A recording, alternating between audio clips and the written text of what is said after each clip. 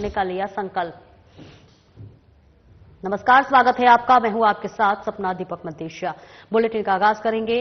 राष्ट्रपति द्रौपदी मुर्मू ने अंतर्राष्ट्रीय दिव्यांगजन दिवस के मौके पर राजस्थान के सलमपुर और डूंगरपुर जिलों की राष्ट्रीय दिव्यांग जन सशक्तिकरण पुरस्कार से सम्मानित किया। नई दिल्ली के विज्ञान भवन में मंगलवार को केंद्रीय सामाजिक न्याय और अधिकारिता मंत्रालय द्वारा आयोजित पुरस्कार समारोह में सलमपुर जिले के से जिला कलेक्टर जसमीत सिंह संधू और डूंगरपुर जिले की ओर से जिला कलेक्टर अंकित कुमार सिंह ने राष्ट्रपति से यह पुरस्कार प्राप्त किया। समारोह में पुरस्कार ग्रहण करने के बाद सलमपुर के कलेक्टर जसमीत सिंह संधू ने बताया कि सुगम्य भारत अभियान के तहत जिले के 1000 से अधिक सरकारी इमारतों का दिव्यांगजनों के लिए सुगम्य बनाया है। इसके लिए रैंप और लिफ्ट का प्रावधान किया गया है, जिसके लिए दिव्यांगजनों के पहचान के लिए घर पर सर्वेक्षण किया गया। और उन्होंने बताया कि जिला प्रशासन द्वारा चलाए गए अभियान में 5900 से अधिक दिव्यांग प्रमाण पत्र और 4400 यूडीआईडी कार्ड जारी कर गैर सरकारी संगठनों और विभिन्न विभागों के साथ इनके सहयोग से दिव्यांग समुदाय के लिए बेहतर सुगमता और जागरूकता सुनिश्चित की गई है। वहीं डूंगरपुर जिला कलेक्टर अंकित कुमार सिंह ने बताया कि जिला प्रशासन ने नो वन लेफ्ट बिहाइंड अभियान के तहत 8692 दिव्यांगजनों को पेंशन, 51 संघीय यूडीआईटी और कार्ड और 217 स्वयं सहायता समूहों के माध्यम से 1057 दिव्यांगजनों को सहायता प्रदान की। उन्होंने बताया कि मनरेगा के तहत 2023-24 में 7232 दिव्यांगजनों ने 2,50,000 कार्य दिवस सृजित किए और 4 करोड़ 60 लाख रुपए की मजदूरी अर्जित की। ये पुरस्कार दिव्यांगजनों से संबंधित मुद्दों पर जनता का ध्यान केंद्रित करने और उन्हें समाज की मुख्य धारा में लाने की बढ़ावा देने के उद्देश्य से स्थापित किए गए हैं।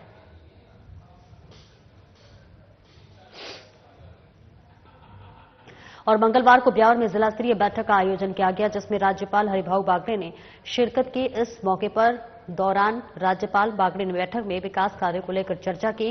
उन्होंने कहा कि सरकारी योजनाओं का लाभ अंतिम व्यक्ति तक जरूर पहुंचे और इसका हर समय प्रयास होना चाहिए। राज्यपाल ने केंद्र राज्य सरकार की योजनाओं और वंचित वर्ग के सामाजिक और आर्थिक रूप से उत्थान के लिए प्रगतिरत कार्यक्रम की समीक्षा करते हुए बिंदुवार उपलब्धियों को जानकारी दी। उन्होंने चिकित्सा, शिक्षा, ग्रामीण विकास, विद्युत वितरण, पेयजल सहित महत्वपूर्ण विभागों के अंतर्गत प्रभावी परिणाम देने के लिए निर्देश दिए। उन्होंने कहा कि अधिकारी जन कल्याण को सर्वोच्च प्राथमिकता दें और सामाजिक सुरक्षा पेंशन योजनाओं की बारीकी से समीक्षा करते हुए राज्यपाल बागड़े ने कहा कि ग्रामीण क्षेत्रों में वृद्धजन, एकल नारी, विशेष योग्यजन सहित अन्य जरूरतमंद वर्गों को सामाजिक सुरक्षा और नियमित मिलती रहे, इसे सभी स्तरों पर सुनिश्चित किया जाए।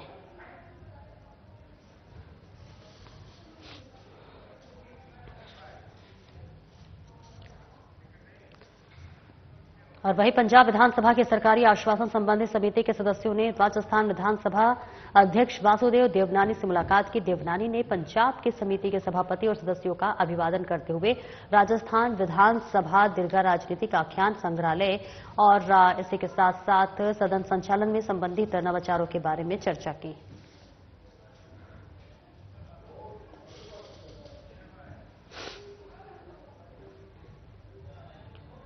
और बांग्लादेश में हिंदुओं की हो रही नृशंस हत्या और हिंदू बहनों के साथ हो रही दुष्कर्म जैसे जघन्य अपराधों को घटनाओं को लेकर चाकसू में विशाल धरना प्रदर्शन किया गया। इस विशाल धरना प्रदर्शन का आयोजन सकल हिंदू समाज ने किया।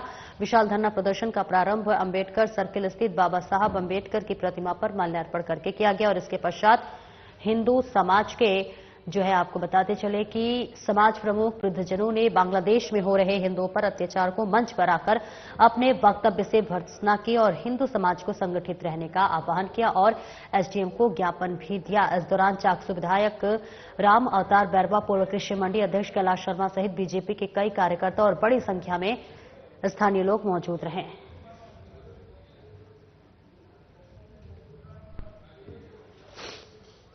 के बहुत सारे भांड है जो राफा में हमला होता है तो उसमें तो आंसू बहाते हैं, लेकिन जब हिंदुओं पर हमला होता है, हिंदुओं की बहन बेटियों का बलात्कार होता है, हिंदुओं की बहन बेटियों की इज्जत तार-तार होती है, हिंदुओं के साधु संतों के साथ अन्याय होता है, हिंदुओं के साधु संतों का गला रेता जाता है, तब वो लोगों की मुंह में दही जम जाता है, जबान बंद हो जाती है, एक शब्द नहीं निकलता। उन बॉलीवुड के लोगों से भी, उन वामपंथी लोगों से भी, उन तथाकथित बुंदीजियों से भी मैं कहना चाहूंगा कि आपकी जबान आज बंद क्यों है? क्या आज आपकी मानवता मर गई है? क्या आपके अंदर आज मानवीय गुण जाग नहीं रहे? जो आप हिंदू समाज के लोग जो मर रहे हैं उनके लिए आवाज नहीं उठा रहे। ये सिलेक्टिव लोग हैं। जब जब एक विशेष समुदाय के लोगों की बात होगी तो ये निकल कर आगे आएंगे कि धर्म में, जाति में, किसी भी चीज में नहीं बटे और एक होके, एक हिंदू होके काम करें। सब लोगों से निवेदन है कि जो बांग्लादेश में ये घटनाएं घटी है वो हिंदुस्तान में न घटे, इसलिए संगठित रहे, एक रहे, सेफ रहे, बटोगे नहीं तो कटोगे भी नहीं। आप सब लोगों से निवेदन है कि संगठन बना के रहे, एकजुटता दिखाएं। आज सरकार को चेताया है कि या तो समय रहते बांग्लादेश में जो हिंसात्मक कार्रवाई हो रही है उस पर ठोस कदम उठाए, वरना मजबूर होकर सकल हिंदू समाज को इकट्ठा होकर ऐसा निर्णय नहीं उठाना पड़े जिससे यहाँ पर अहिंसा का माहौल। और पूर्व मंत्री प्रताप सिंह खाचरियावास ने राजस्थान की बीजेपी सरकार पर डीएलसी दरें दूसरी बार 50% बढ़ाने पर जमकर निशाना साधा है। खाचरियावास ने कहा कि बीजेपी सरकार पूरे राजस्थान में 20 से लेकर 50% तक डीएलसी की दरें बढ़ाकर जनता के ऊपर महंगाई और परेशानी का बोझ डाल दिया है। एक वर्ष में 2 बार डीएलसी दरें से बढ़ाना सीधे सीधे जनता की जेब काटने के समान है। तो वहीं खाचरियावास ने कहा कि प्रदेश और देश की जनता पहले ही महंगाई, गरीबी और बेरोजगारी से परेशान है। हर चीज महंगी हो चुकी है। खाने पीने की सब वस्तुएं महंगी हो गई है, सब्जियां महंगी हो गई है, पेट्रोल डीजल महंगे हो गए हैं, दवाइयां महंगी हो गई है और अब डीएलसी दरें बढ़ने से मकान, दुकान, फ्लैट और जमीन खरीदना महंगा हो गया है। उन्होंने कहा कि बीजेपी की सरकार ने चुनाव से पहले राजस्थान की जनता से महंगाई रोकने के लिए वादा किया था, लेकिन अब तो बीजेपी सरकार ने डीएलसी दरें बढ़ाकर सीधे सीधे गरीब और मध्यम वर्ग के परिवारों का अपने घर और फ्लैट का सपना चकनाचूर कर दिया है। राजस्थान में भाजपा की सरकार ने प्रदेश की जनता के साथ धोखा कर दिया। आप मुझे ये बताइए, एक बार आपने डीएलसी की दरें बढ़ा दी, अब मकान, दुकान, जमीन गरीब और मीडियम क्लास तो खरीद ही नहीं सकता। आप तो कैसे भी जनता की जेब काटने का बहाना ढूंढते हैं। पेट्रोल डीजल जनता से दूर हो रहा है, बहुत महंगा कर दिया आपने क्रूड ऑयल सस्ता होने के बावजूद। दवाई सरकारी अस्पताल में है नहीं, दवाइयां महंगी हो गई, सब्जियां महंगी हो गई, खाने पीने की हर चीज महंगी हो गई। तो महंगाई, गरीबी, बेरोजगारी से लोग पहले ही परेशान हैं। अब आपने डीएलसी रेट बढ़ा दी, तो आप राइजिंग राजस्थान का ये तोहफा दे रहे हो क्या? राइजिंग राजस्थान क्या जनता के पैसों से लाओगे? राइजिंग राजस्थान के नाम पर आप इतना बड़ा खर्चा कर रहे हो और वो खर्चा जनता की जेब से निकालोगे, इससे बड़ा पाप कुछ नहीं कर सकती बीजेपी। डीएलसी की दरें जो बीजेपी की सरकार ने बढ़ाई वो आपको वापस लेनी चाहिए। यदि वो आप वापस नहीं लेते हैं तो कांग्रेस पार्टी सड़कों पर निपटेगी बीजेपी। और राज्य सरकार के कार्यकाल का 1 साल पूरा होने के मौके पर 12 दिसंबर को जयपुर में रन फॉर विकसित राजस्थान 2024 का आयोजन किया जाएगा। मुख्यमंत्री भजनलाल शर्मा और युवा और खेल मंत्री कर्नल राज्यवर्धन राठौर जनपद स्थित अमर जवान ज्योति से रन फॉर राजस्थान को हरी झंडी दिखाकर रवाना करेंगे। युवा मामले और खेल विभाग के शासन सचिव डॉक्टर नीरज कुमार पवन ने मंगलवार को सवाई मानसिंह स्टेडियम में रन फॉर विकसित राजस्थान कार्यक्रम के आयोजन की तैयारियों के संबंध में बैठक ली और संबंधित विभागों के अधिकारियों को आवश्यक दिशा निर्देश दिए। उन्होंने कार्यक्रम में ज्यादा से ज्यादा प्रतिभागियों का भाग लेना सुनिश्चित करने और उनके लिए सभी आवश्यक सुविधाएं उपलब्ध कराने के लिए निर्देश दिए हैं। उन्होंने सभी संबंधित विभागों को कार्यक्रम के सफल बनाने के आयोजन के लिए आपसी समन्वय से कार्य करने के निर्देश दिए। उन्होंने बताया कि कार्यक्रम का मार्ग अमर जवान ज्योति से एसएमएस से स्टेडियम का पूर्ण चक्कर लगाकर talk road, Rambagh circle, doctor Bhimrao Ambedkar circle से अमर जवान ज्योति रहेगा। कार्यक्रम में प्रदेश के विभिन्न शिक्षण संस्थानों, एनसीसी, एनएसएस, एनजीओ और आमजन सहित हजारों की संख्या में प्रतिभागी रन फॉर विकसित राजस्थान 2024 कार्यक्रम का हिस्सा होंगे।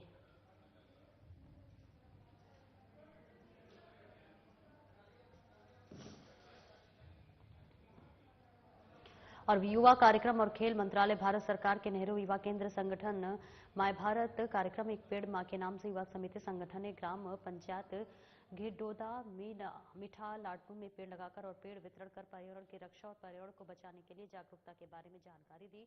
युवा समिति संगठन अध्यक्ष वैदही महर्षि ने बताया कि एक पेड़ मां के नाम कार्यक्रम में राजकीय उप स्वास्थ्य केंद्र घिडोदा खारा में पेड़ लगाए गए और तुलसी, आंवला आदि के पेड़ घर घर लगाए जाने के लिए वितरण किए गए।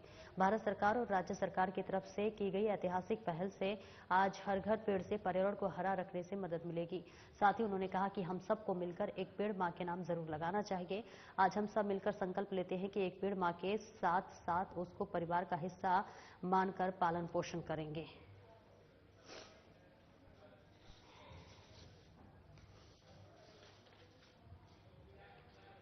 और जयपुर विकास प्राधिकरण ने प्रभावी कार्रवाई करते हुए सुओ मोटो के तहत अतिक्रमण मुक्त सुओ मोटो के तहत ट्रांसपोर्ट नगर से दिल्ली रोड खोले के हनुमान जी धोबीघाट तक करीब 4 किलोमीटर तक रोड को सीमा को कब्जा अतिक्रमण मुक्त करवाया गया। जोन 2 हसनपुरा के पास जेकब रोड को कब्जा अतिक्रमण मुक्त करवाया गया। पुलिस उप महानिरीक्षक कैलाश चंद्र बिश्नोई ने बताया कि rising Rajasthan global investment summit को लेकर जोन 9 के क्षेत्र अधिकारी में अतिक्रमण कारों के संबंध में अतिक्रमणकर्ताओं को सुओ मोटो के तहत नोटिस जारी कर मुनादी की गई है और अतिक्रमण हटाने के लिए पाबंद किया गया, परंतु अतिक्रमणकर्ताओं ने अतिक्रमण नहीं हटाने, जो कि प्रवर्तन प्रकोष्ठ द्वारा नगर निगम ग्रेटर के साथ सामूहिक अभियान का आयोजन कर अतिक्रमण हटवाया गया।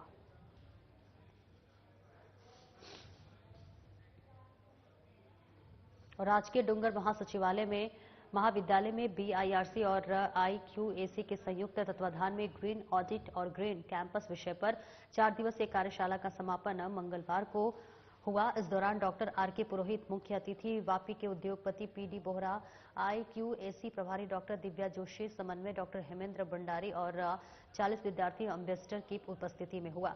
समापन सत्र में अधीक्षक उद्बोधन में प्राचार्य डॉक्टर आरके पुरोहित ने डूंगर कॉलेज को देश की शैक्षणिक प्रयोगशाला बनाते हुए ग्रीन कैंपस के विभिन्न आयामों को रेखांकित किया। आईक्यूएसी समन्वयक डॉक्टर दिव्या जोशी ने कहा कि डूंगर महाविद्यालय नवाचारों की उद्गम स्थली की ओर इसी के साथ आज इस कॉलेज की अंतर्राष्ट्रीय स्तर पर खास साख बनी हुई है। समन्वयक डॉक्टर हेमेंद्र भंडारी ने कार्यशाला की रिपोर्ट प्रस्तुत करते हुए बताया कि 4 दिनों में 5 सत्रों में 40 चयनित स्नातकोत्तर विद्यार्थियों और शोधार्थियों को ग्रीन ऑडिट के 10 बिंदुओं और ग्रीन कैंपस के 20 आयामों और सिद्धांतिक तौर पर प्रायोगिक प्रशिक्षण दिया जाएगा।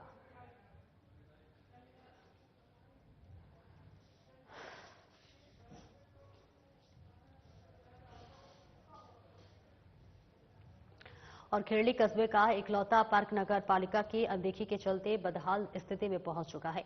जनता के बेहतर स्वास्थ्य और सुकून के कुछ समय बिताने के लिए बनाए गए पार्क में साफ सफाई नहीं होने से जगह जगह गंदगी ढेर लगे देखे गए हैं। पार्क में गंदगी और पेड़ पौधों की खराब हालत पर पालिका की दोषपूर्ण रखरखाव का खुद ही बयान दे रहा है। नगर पालिका कार्यालय के ठीक सामने स्थित पार्क की हालत को साफ सफाई निरीक्षक सहित कई कर्मचारी भी मौजूद थे। पार्क में लगे हुए करीब सभी कचरा पात्र इधर उधर पड़े थे, उनसे निकला हुआ कचरा बिखर कर पार्क की घास पर था। पार्क के खाने पीने के सामान लाने पर रोक नहीं होने से कचरा पात्र खाली रैपर और कोल्ड ड्रिंक के बोतल से भर जाते हैं और इन्हीं कचरा पात्रों में बंदर अपने लिए खाने की तलाश में पूरे कचरे को घास में फैला देते हैं। पार्क के रखरखाव का कार्य टेंडर के माध्यम से होता रहा है, लेकिन इस बार पार्क में रखरखाव का टेंडर नहीं होने से पिछले 8 महीनों से नगर पालिका अपने स्तर से कर रही है। पार्क कार्यों में अनुभवहीन कर्मचारियों की नियुक्ति के कारण पार्क के घास और पौधों की हालत खराब हो रही है।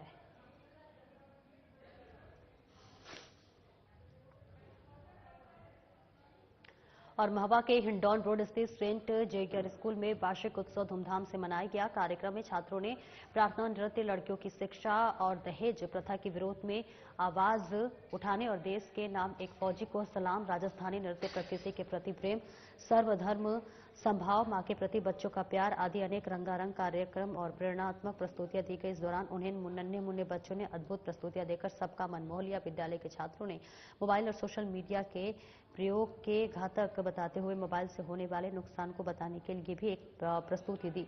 इस कार्यक्रम के माध्यम से विद्यालय के छात्र छात्राओं ने बड़े बुजुर्गों का सम्मान करने और उन्हें वृद्धाश्रम न भेजने का संदेश दिया। इस मौके पर फादर जुगल ने विद्यालय की वार्षिक रिपोर्ट प्रस्तुत की। कार्यक्रम के मुख्य अतिथि सेंट जेवियर विद्यालय भिवाड़ी के मैनेजर फादर थॉमस कुरियाकोस ने उपस्थित छात्र छात्राओं को, अभिभावकों और गणमान्य नागरिकों को संबोधित करते हुए कहा कि सेंट जेवियर जैसी संस्थाएं क्षेत्र में होने के लिए क्षेत्र के ग्रामीण बच्चों के साथ शहरी बच्चों को सर्वांगीण विकास होगा।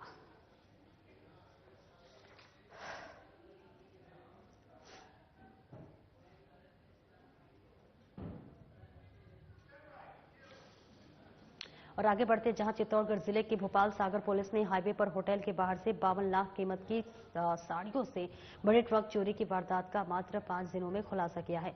पुलिस ने मामले में कार्रवाई करते हुए आरोपी को भी गिरफ्तार किया है, जिससे कब्जे के 52 लाख का माल बरामद कर लिया है। गिरफ्तार आरोपियों से वारदात में प्रयुक्त एक कंटेनर, 2 मोटरसाइकिल और मारुति वैन जब्त किए हैं। ट्रक मालिक ने ही ट्रक चालकों को धोखे में रख ट्रक माल को चोरी किया था। और बारांग जिले के कोतवाली थाना पुलिस ने जिला स्पेशल टीम की मदद से फतेहपुर हॉल बाबाजी नगर निवासी आरोपी को गिरफ्तार कर अवैध हथियार 3 पिस्टल, मैगजीन और 17 कारतूस जब्त किए हैं। एसपी राजकुमार चौधरी ने बताया कि मुखबिर से अवैध हथियारों के बारे में सूचना मिलने पर अतिरिक्त पुलिस अधीक्षक राजेश चौधरी और सीओ उमेंद्र सिंह शेखावत के सुपरविजन में एसएचओ कोतवाली रामविलास बेड़ा की टीम ने डीएसटी और प्रभारी लईक अहमद की टीम की मदद से आरोपी को गिरफ्तार कर अवैध हथियार बरामद किए गए हैं। अवैध हथियार जब्त कर थाना कोतवाली में आर्म्स एक्ट की विभिन्न धाराओं ने मुकदमा दर्ज कर अनुसंधान एसएचओ सदर द्वारा किया जा रहा है।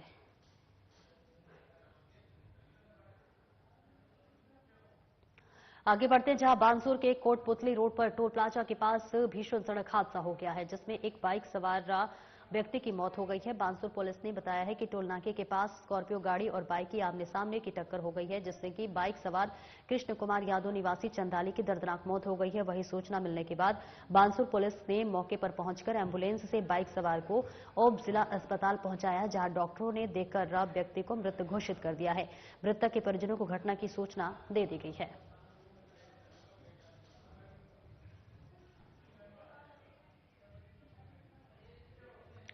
और गांव बावड़ीखेड़ा के समीप स्थित रेलवे अंडरपास में एक स्कूल बस और बाइक की भिड़ंत हो गई है, जिसमें बाइक सवार युवक की मौत हो गई।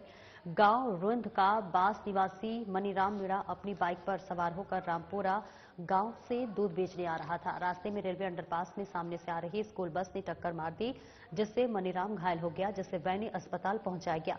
चिकित्सकों ने मृत घोषित कर दिया। घटना की सूचना पर पहुंची रैनी पुलिस ने मृतक के शव को पोस्टमार्टम के बाद परिजनों को सुपुर्द कर दिया है। रैनी पुलिस ने बस को जब्त कर चालक को गिरफ्तार कर लिया है। कैसे हुआ? रेलवे स्टेशन के पास में हुआ है, रामपुरा अंडरपास में।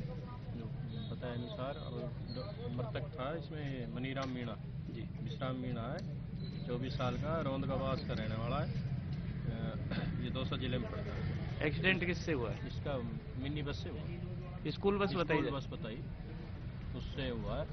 बस को लिया है, ड्राइवर को लिया है, वो थाने में खड़ी कर रखी है, वास्तु शिक्षा और पोस्टमार्टम का। और वहीं बांसवाड़ा में जिला कलेक्टर डॉक्टर इंद्रजीत यादव ने विभागीय कार्यों की साप्ताहिक समीक्षा बैठक ली है और अधिकारियों को स्पष्ट शब्दों में कहा है कि अपनी कार्यप्रणाली में सुधार लाते हुए गति दें और आमजन के कार्यों को गंभीरता से लें और उन्हें समय पर राहत दें। इस दौरान जिला स्तरीय और ब्लॉक स्तरीय अधिकारी मौजूद रहे। बैठक में कार्य के प्रति लापरवाही बरतने पर संबंधी के खिलाफ कार्रवाई करने के लिए निर्देश दिया गया है। वहीं जिला कलेक्टर ने अधिकारियों को कहा कि वे जो भी कार्रवाई करते हैं इसकी रिपोर्ट भिजवाएं ताकि आगे की कार्रवाई की जा सके। वहीं जिला कलेक्टर ने अधिकारियों, तहसीलदारों, विकास अधिकारियों से कहा कि वे खुद संपर्क पोर्टल को देखें और प्रकरणों की जांच कर त्वरित निस्तारण करें ताकि जनता को राहत मिल सके। और इसी के साथ जिला कलेक्टर ने संपर्क पोर्टल पर दर्ज प्रकरणों से विभागवार समीक्षा की और प्राथमिकता के साथ निस्तारण करने के लिए भी निर्देश दिए। वहीं बैठक में अतिरिक्त जिला कलेक्टर अभिषेक गोयल समेत अन्य विभाग के अधिकारीगण मौजूद रहे।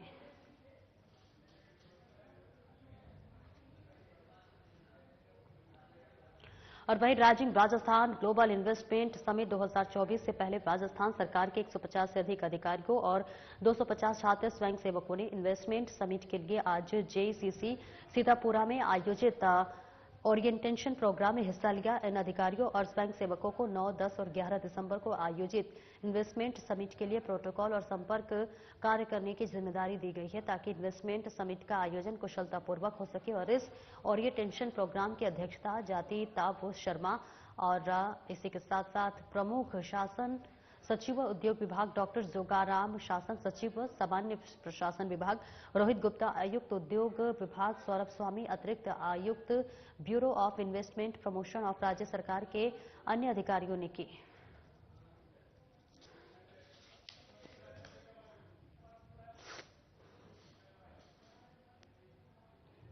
और चिकित्सा और स्वास्थ्य मंत्री गजेंद्र सिंह खींवसर ने कहा कि राज्य सरकार आमजन को सुगमता पूर्वक स्वास्थ्य सेवाएं उपलब्ध करवाने के लिए प्रतिबद्धता के साथ काम कर रही है और इसी दिशा में स्वास्थ्य सेवाओं के सुदृढ़ीकरण के लिए एसएमएस अस्पताल परिसर में निर्माणाधीन इंस्टीट्यूट ऑफ कार्डियोवैस्कुलर साइंसेज का कार्य आगामी 6 माह से पूरा होना संभावित है। साथ ही निर्माणाधीन आयुष्मान टावर का कार्य पूर्ण होने में 1 साल या इससे अधिक समय लगने की संभावना है। कार्डियक एवं आयुष्मान टावर दोनों ही भवनों में चिकित्सा सुविधाएं एसएमएस अस्पताल के शिक्षकों द्वारा ही प्रदान की जाएगी। चिकित्सा मंत्री ने कहा कि वर्ष 2024-25 की बजट घोषणा अनुसार एसएमएस एवं अन्य बड़े अस्पतालों में डायग्नोस्टिक सुविधाओं को पीपीपी मोड पर शुरू किया जाना प्रस्तावित है। उन्होंने कहा कि राज्य सरकार आयुष्मान टावर की प्लानिंग में रही कमियों को दूर करने बेहतर योजनाओं के साथ संचालित करने की दिशा में कार्य कर रही है। और नगर परिषद टोंक में सफाई कर्मियों को भर्ती के लिए दिए गए सफाई अनुभव प्रमाण पत्र को लेकर सोमवार को वाल्मीकि समाज की सैकड़ों महिलाओं एवं पुरुष आवेदकों ने प्रदर्शन किया, जिन्होंने एक सफाई ठेकेदार के खिलाफ नारेबाजी कर उस पर फर्जी अनुभव प्रमाण पत्र दिए जाने का आरोप लगाते हुए निष्पक्ष जांच की मांग की है। इस मामले में नगर परिषद आयुक्त ममता नागर का कहना है, वाल्मीकि समाज ने इस आशय का ज्ञापन जिला कलेक्टर टोंक के नाम दिया है, जिसकी जांच कराई जाएगी। साथ ही आगामी सफाई कर्मियों की भर्ती मामले में निदेशालय को अवगत कराया जाएगा। वहीं अखिल राजस्थान सफाई मजदूर कांग्रेस के अध्यक्ष नाथूलाल चावरिया ने बताया कि गांधी पार्क टोल में सोमवार को वाल्मीकि समाज की बैठक हुई, जिसमें जिला कलेक्टर को ज्ञापन देकर सफाई कर्मचारी भर्ती निरस्त करके संविदा से सफाई कर्मी लगाने की मांग की है। श्री मनोज कुमार पारोचिया द्वारा गलत सर्टिफिकेट अनुभव प्रमाण पत्र जारी किए हैं अपने रिश्तेदारों को, अपने मिलने वालों को, अपने चहेतों को, उनके खिलाफ हमने लिख के दिया है और लिख के देने के बाद कमिश्नर साहब को लिख के दिया है, कलेक्टर साहब को लिख के दिया है, भ्रष्टाचार विभाग में लिख के दिया है। इस व्यक्ति द्वारा हमारे समस्त वाल्मीकि समाज के साथ एक कटुराघात किया है। जिन व्यक्तियों ने काम किए थे उन्हें तो अनुभव दिए नहीं और अपने चहेते व्यक्तियों को अनुभव प्रमाण पत्र दे दिए। उसके पूर्व के जो अनुभव प्रमाण पत्र थे दिए हमारे पास में, हमारे बच्चों के पास में, वो भी हमने आज कमिश्नर साहब को पेश कर दिए। इससे कमिश्नर साहब ने मान लिया कि हाँ, इसने गलत तरीके से मेरे से जारी करवाए। कमिश्नर ने क्या कहा, जांच करवाएंगे? कमिश्नर साहब ने ये बात कही है कि भाई जो जयपुर में हो रहा है वो अपने यहाँ करवा देते हैं, अपन आप लिखो, मैं मंत्री जी को भी दूंगी इसकी प्रति, कलेक्टर साहब को भी दूंगी, उधर नंद किशोर जी डिंडोरिया को भी दूंगी प्रति, और दोबारा से अपन जो है जयपुर की भांति संविदा पर यहाँ कर्मचारी चलाएंगे। और जिले के बनेठा थाना अंतर्गत धोला बाबा के पास स्थित धार्मिक स्थल पर गिरोहबंद अतिक्रमियों द्वारा जीर्णोद्धार और निर्माण कार्य नहीं करने देने से परेशान बनेठा के ग्रामवासियों ने सोमवार को जिला कलेक्टर को ज्ञापन सौंपकर आरोपियों को पाबंद करने की मांग की है। ग्रामवासी तुलसीराम खटीक, रमेश चंद खटीक, गणपत रैगर, सुरेश कुमार खटीक, रामकरण खटीक, राम सहाय चावला, केसर लाल रैगर, जयनारायण माली, मुकेश रैगर, मनोज विनोद खटीक आदि ने दिए गए ज्ञापन में बताया कि पतवार मंडल बनेठा परिक्षेत्र में बनेठा से लगभग 3 किलोमीटर दूर चौथका बरवाड़ा रोड पर क्षेत्रीय लोक देवता धोला बाबा का अति प्राचीन धार्मिक आस्था का स्थान है और इसी के साथ साथ यहां सर्व जाति धर्म एवं संप्रदाय के लोग पूजा के लिए आते हैं। ज्ञापन में बताया कि आरोपी गढ़ों द्वारा जेसीबी से खाई खोदकर उक्त धार्मिक स्थान तक आम यात्रियों को पहुंचाने का मार्ग भी अवरुद्ध कर दिया गया है, जिसमें आमजन में भारी आक्रोश है। ज्ञापन में देवस्थान के संरक्षण और सुरक्षा प्रदान कर आरोपियों के खिलाफ सख्त कार्रवाई की मांग की है। तहसीलदार जी को भी कहा तो तहसीलदार जी ने भी कुछ नहीं सुना। थानेदार जी को कहा, एप्लीकेशन दी, थानेदार जी मौके पे भी गए, लेकिन उन्होंने बाद में आकर के और ये कह दिया कि मैं क्या करूं। एमएलए साहब से भी मिले थे इस बारे में, उन्होंने बोला था कि मैं थानेदार जी को बोल दूंगा। थानेदार जी भी गए, उन्होंने बोला भी सही, लेकिन बाद में जो है ना तीसरी कर दी, रिजल्ट 0 रहा। देवस्थान साहब हमारे ससुर साहब ने 80 साल पहले देवस्थान बनवाया था वहाँ पे, और जब से मैं सेवा पूजा चल रही है, सेवा पूजा चल रही है जब से, उसके बाद में अभी ये 10-20 गुंडे बदमाश है ना, जो वहाँ पे सारवासी से दंड जाते हैं, हम भगा दिया, मारा कुटी करते हैं और शराब वराब पिलाए जाते हैं। और थानेदार के पास गए, बोल दिया ठीक है साहब मैं करवा गए, कोई सुनता नहीं। तहसीलदार ने कहा कि ठीक है एप्लीकेशन दे दी, और वहाँ गए कुछ भी सुनवाई नहीं हुई थी। वहाँ पे सब जगह जाया है, हम एमएलए साहब के पास भी जाया है, सब जगह जाया है, जब जाके यहाँ कलेक्टर साहब के पास में। और फिलहाल इस बुलेटिन में इतना ही। दीजिए इजाजत, नमस्कार।